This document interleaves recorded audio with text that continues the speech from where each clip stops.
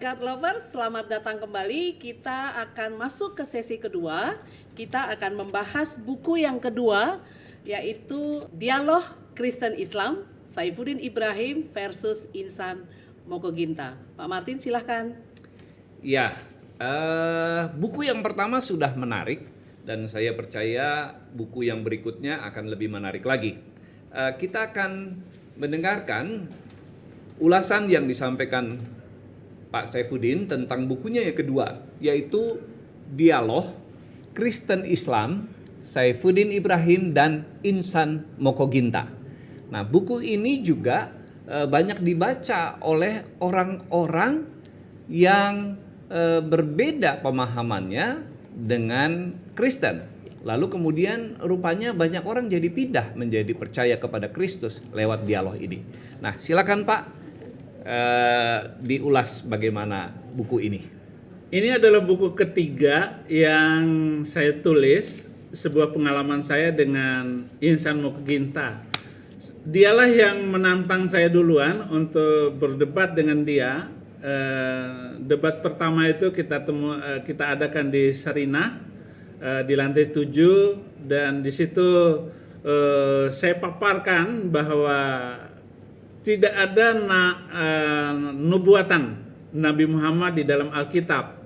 Saya jelaskan ayatnya begini, tapi mereka tetap ngotot untuk itu. Dan saya sekali lagi, kalau ada nama Nabi Muhammad di dalam Alkitab, saya masuk Islam lagi. Sampai begitu saya katakan kepada Insan Mokoginta.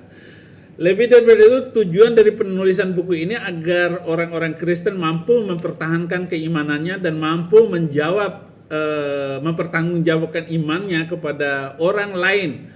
Karena saudara Muslim itu suka sekali mengganggu orang Kristen, gitu. Sangat, pokoknya nanya ini, nanya itu, sudah dijawab juga masih ditanya. Nanya lagi, dijawab lagi dengan baik, tetap ditanya lagi. Jadi kita ini terdakwa di dunia ini, lebih-lebih di tengah saudara kita Muslim. Nah, buku ini makanya saya tulis. Bahkan Insan Mokoginta ini sudah menulis banyak buku, lebih dari 40 buku yang dia tulis sejak dia masuk Islam. Nah, buku ini saya tulis tampil beda karena belum ada orang Kristen di Indonesia ini yang berani menulis buku seperti Dialog ini. Dan jawaban-jawaban saya itu langsung pukul ulu hatinya, dan orang langsung keok gitu. Orang nanya apa, jawabnya begini. Orang nanya apa, jawabnya begini. Bahkan buku ini oleh Majelis Ulama dikatakan 150 Muslim tiap bulan masuk Kristen katanya. Wow. Ya baguslah. Iya. Memang itu yang saya inginkan dari tujuan penulisan buku ini. Makanya disebut buku yang menakutkan ya Pak. Menakutkan sekali. Mengerikan. Padahal buku apa sih yang menakutkan? Iya. Masa lebih menakutkan buku daripada singa? Itu. Makanya saya lawan karena dia menulis ada 10 pertanyaan Insan Mokoginta. Satu pertanyaan kalau bisa dijawab itu dikasih 10 juta. Wow. Saya jawab semua.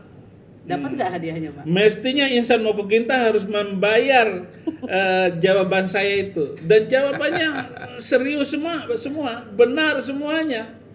Dari pertanyaan dia bahwa akan dikasih 10 juta. Saya tidak perlu 10 juta itu. Yesus Kristus mengganti semua tulisan saya dengan surga. Amin. Mahal. Untuk apa uang 10 juta? Satu pertanyaan. Saya jawab semua, dan Insan Mokoginta nggak berani lagi bertemu saya, nggak berani lagi berdebat dengan saya. Pokoknya kalau dia berani debat dengan saya, itu kesempatan saya bersaksi untuk bangsa ini. Bahwa dia itu bodoh. Pindah dari Kristen masuk Islam, itu adalah manusia yang sangat dikutuk oleh Allah dalam Al-Quran. Karena Al-Quran mengutuk orang Kristen masuk Islam. Surat Al-Ma'idah ayat 47, hendaklah pengikut Injil memutuskan perkara berdasarkan Injil. Barang siapa yang tidak memutuskan perkara berdasarkan Injil, maka mereka adalah orang-orang fasik. Jadi orang Kristen yang masuk Islam itu fasik. Ulaika humul fasikun. Oh, makanya Insan Mokoginta sudah nggak berani lagi bertemu dengan saya.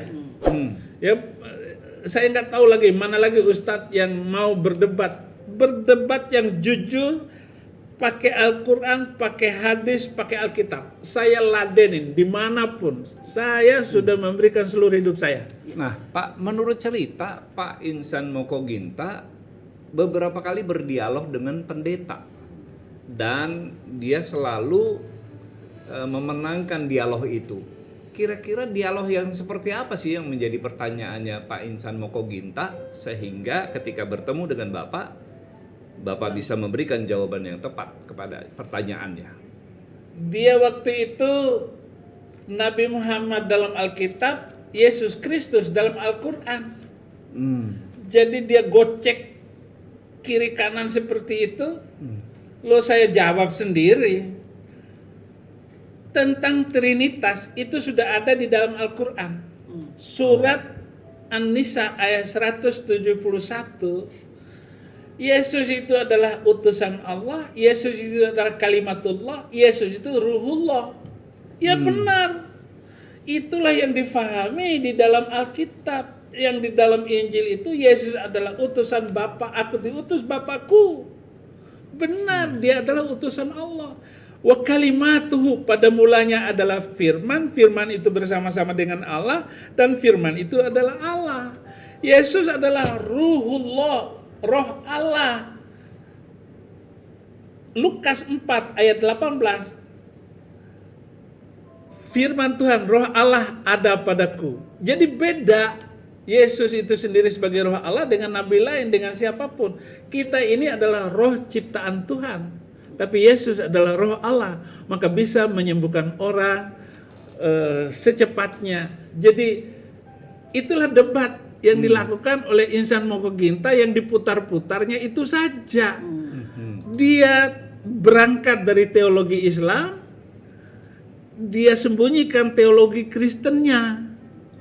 Tetapi setelah saya mengerti dari teologi Islam, kemudian saya menguasai teologi Kristen, oh iya, jawabannya gampang. Itu sebabnya buku ini membuat mereka terbirit-birit.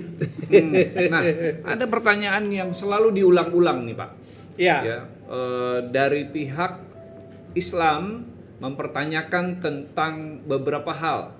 Yang pertama, di mana dalam Alkitab yang mengatakan Yesus itu 100% Tuhan dan 100% manusia? Itu pertanyaan yang pertama. Ya. Lalu ada pertanyaan lagi, di mana ajaran Yesus ketika dia berumur 13 tahun sampai menjelang 30 tahun? Dan pertanyaan ketiga, di mana perintah Tuhan Yesus bahwa beribadah itu harus hari Minggu? Ya. Nah, ini pertanyaan yang seringkali muncul dan itu juga muncul di dalam dialog Bapak dengan Pak Insan Mokoginta. Ya. Apa jawaban Bapak waktu itu? Loh, saya jawab gampang sekali. Di buku ini saya tulis semuanya jawaban dia, di mana perintah ibadah hari Minggu.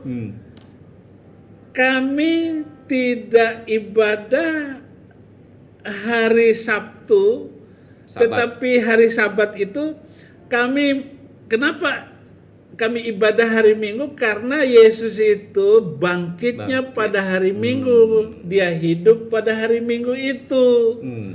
Dan kami menyembah Tuhan, bukan Tuhan yang mati, tapi Tuhan yang hidup di dalam Yesus Kristus itu. Nah, itu harus kalian jelas dan mengerti. Mestinya saya bilang sama Insan Mokoginta, Al-Quran itu mendebat masalah ibadah hari Sabtu. Makanya dikutuklah orang Yahudi yang tidak beribadah, yang masih melakukan kegiatan pada hari Sabat, katanya. Lah kalau tahu begitu, kenapa Al-Quran kalian ibadahnya hari Jumat? Kenapa enggak hari Sabtu? Diam Insan Mokoginta. Iya.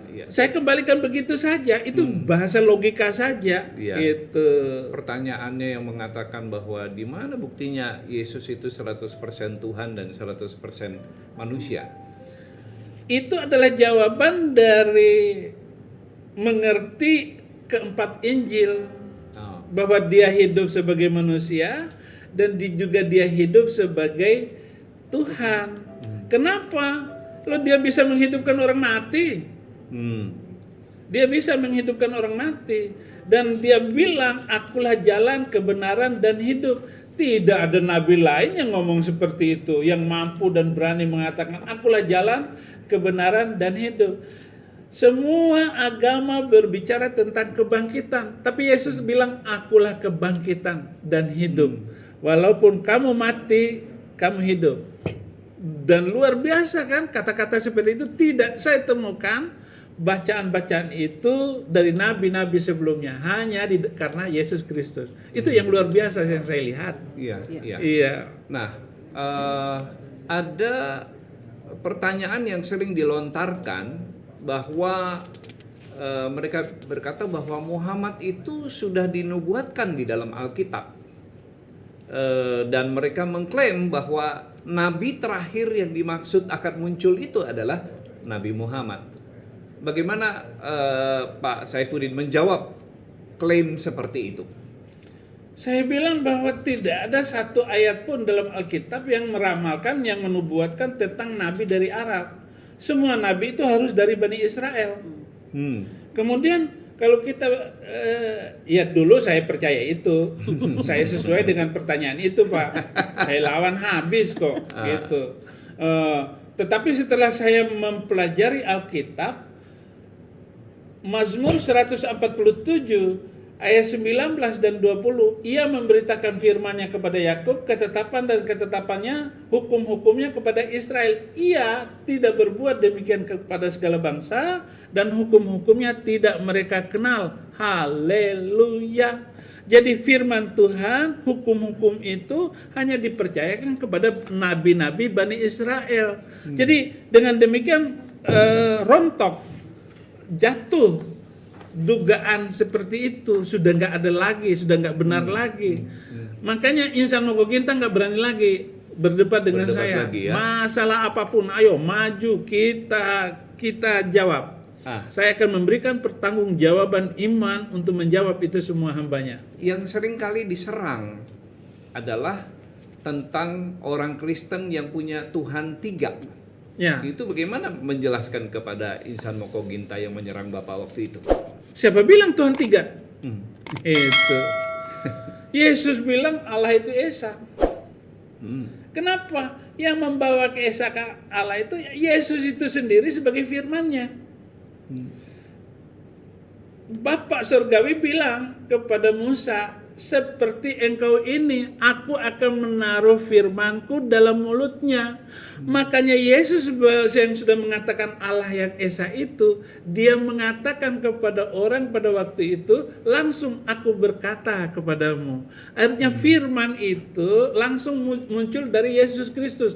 Kalau nabi-nabi sebelumnya, baik di dalam perjanjian lama dan sebagainya, selalu berkata, demikian firman Tuhan. Tetapi Yesus berkata, aku berkata kepadamu.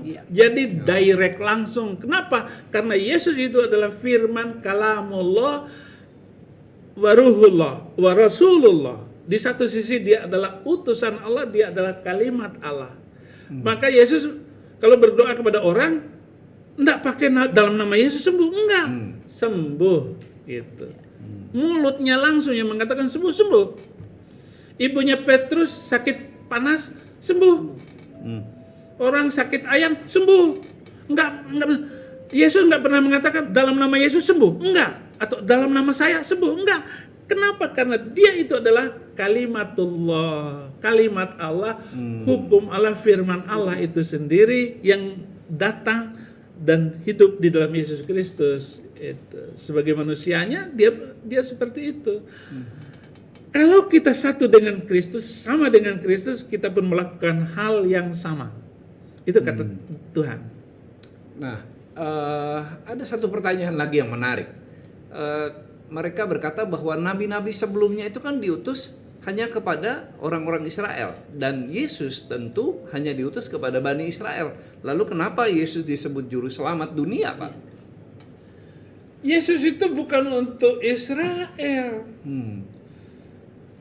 Setelah dia mati, dia bangkit hari ketiga dan dia masih hidup bersama 40 hari dengan murid-muridnya. Dan pesannya yang terakhir itu dia bilang, pergilah jadikan semua bangsa muridku. Jadi Yesus itu rahmatan lil alamin, rahmat untuk seluruh alam. Untuk seluruh bangsa. Makanya saya mempunyai keyakinan yang kokoh tentang Injil ini. Ya. Harus disampaikan dan diberitakan. Sang Kristus itu adalah juru selamat. Tuhan Yesus Kristus itu bukan untuk Bani Israel. Misalnya dia katakan kepada wanita itu yang mengejar-ngejar dia, "Guru, dia mengikuti kita semua." Lalu kata Yesus, tidak pantas roti diberikan kepada anjing. Iya. Tetapi wanita itu terus mengejarnya. Perempuan Sirofenisia ya. Iya, lalu kata Yesus, besar imanmu, anakmu sembuh. Oh, Mestinya ini sudah jelas bukan orang Yahudi kan? iya, betul. Tetapi anaknya sembuh, artinya Yesus Kristus bukan untuk Bani Israel, termasuk untuk orang yang hina dan susah. Ini harus dimengerti oleh insan Mokoginta. Seenaknya aja Yesus untuk Nabi Bani Israel. Lihat mata kepala baca firman Tuhan dengan baik. Pantas aja kamu masuk pindah agama. Karena nggak baca ayat semua. Karena comot-comot saja. Pakai kacamata kuda. Akhirnya nggak nyambung. Nggak nyambung ya. Inilah orang-orang yang bebal itu. Saya harap kamu kembali lagi. Terima Yesus sebelum matimu itu. Terima Yesus. Kembali, hai orang murtad. Lalu ada pertanyaan dari Insan Mokoginta yang menurut saya ini agak lucu. Ya. Ya, dia bertanya, di manakah pengakuan Yesus dalam Alkitab bahwa Yesus itu beragama Kristen, katanya. Bahwa Yesus mengakui bahwa dia beragama Kristen. Menurut pertanyaannya Insan Mokoginta, di mana pernyataan Yesus yang seperti itu? Nah, saya bertanya lagi kembali kepada kamu, di mana pernyataan Yesus bahwa dia beragama Islam? Saya balikin lagi. Kalau ada Yesus bilang bahwa dia beragama Islam, saya masuk Islam. Enak kan? Nama Kristen ini adalah nama ejekan, semulanya agama ejekan, Pak. Itu sejarahnya. Iya, si pengikut Yesus. Christ in Christ. Jadi orang yang di dalam Yesus, Yesus di dalam, saya di dalam Yesus, Yesus di dalam saya di dalam Yesus. Itu namanya in Christ, Kristen. Jadi sama dengan orang yang kerasukan Yesus. Gitu. Kira-kira begitu. Semula ejekan, tapi ejekan itu akhirnya melekat kepada orang-orang Kristen. Ya diterima juga oleh orang Kristen dengan baik. Dan jadilah nama agama Kristen gitu. Jadi kalau Yesus mengaku agama Kristen, dengar baik-baik insan mau kita, Yesus tidak membawa agama. Kristen bukan agama. Dan Yesus tidak membawa agama, dia bukan tokoh agama, tetapi dia memberikan jembatan, cara, metode masuk surga hanya dengan lewat Yesus Kristus. Itu namanya Kristen. Jadi bukan agama. Keliru kalau Anda mengatakan Kristen itu agama. Jadi Yesus itu bukanlah menyebut dirinya pengikutnya adalah Kristen, tetapi itu adalah sebenarnya ejekan buat pengikut Kristus di kemudian hari setelah Tuhan Yesus meninggal, begitu kan? Iya, disebut pengikut jalan lurus, bukan Kristen. Iya, iya. Iya. Nah, Pak, apa pesan Bapak buat orang yang ingin membaca buku ini? Supaya orang mau membaca buku ini, apa pesan Bapak buat mereka? Saudara, hidup di dunia hanya sebentar. Dan buku ini bukannya menakutkan. Buku ini nggak kontroversial gitu. Kalau disebut buku kontroversial, masa ini buku kontroversial? Bukan. Saya hanya menulis seperti apa adanya gitu. Hanya orang yang kaget karena selama ini Insan Mokokinta dan saya sudah menulis, mereka sudah menulis dan menghina Kristen itu dengan dalam 650 judul buku. Saya sudah mengintai tulisan-tulisan mereka. Terus saya cuma menulis apa adanya dan ini menjawab tuduhan-tuduhan mereka, ejekan-ejekan mereka terhadap apa yang kita lakukan gitu. Makanya sebenarnya nggak kontroversial gitu. Buku ini menulis apa adanya dan semua data bisa dilacak. Bukan menghina, bukan menistakan. Tidak dalam rangka ingin memecah belah. Tidak ada memecah belah. Ikut Kristen syukur, nggak ikut rugi. Iya. Yang jelas melalui buku ini Bapak ingin mengajak orang untuk mengerti secara objektif dan secara benar ya Pak ya. Sehingga orang yang membaca buku ini, yang seperti yang tadi disebutkan bahwa buku ini dianggap sangat mengerikan gitu, karena ternyata dari buku ini ada 150 orang yang setelah membaca buku ini ikut setiap bulan. Wow. Nah, makanya ini mereka sebut sebagai buku yang sangat mengerikan, Pak, tidak wajar. Ya, dan kan? yang mengiklankan buku itu sebenarnya mereka juga pingin ketemu dengan saya. Oh, kalau ketemu dengan saya langsung terima Yesus. Haleluya. Iya. Oke. Nah, ini buku yang menurut orang kontroversial, tapi sebenarnya ketika dijelaskan itu akan menuntun orang untuk menemukan kebenaran. Betul. Dan mungkin karena mereka takut akan kebenaran itu, makanya buku ini disebut kontroversi. Iya. Begitu. Tanpa baca buku ini, ikutin saja Alkitab. Kamu akan ketemu hidup yang benar. Amin. Nggak usah baca buku ini, Pak. Iya. Karena buku ini sebenarnya hanya untuk menjawab pertanyaan-pertanyaan mereka ya Pak ya. Kalau mereka bertanya dan ingin jawaban sebenarnya ke Alkitab saja gitu ya Pak. Iya, benar. Benar sekali. Iya. Kita udah selesai di sesi kedua. Kita nanti akan kembali ke sesi ketiga setelah pesan-pesan berikut ini.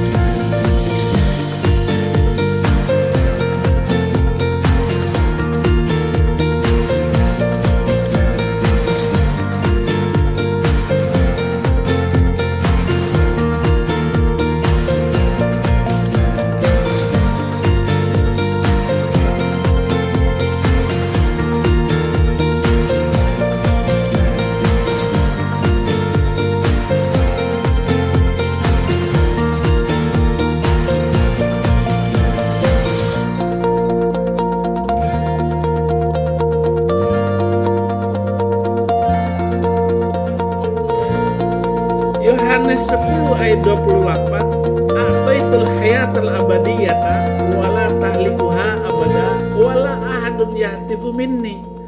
Yesus bilang, aku memberikan hidup yang kekal kepada mereka dan mereka pasti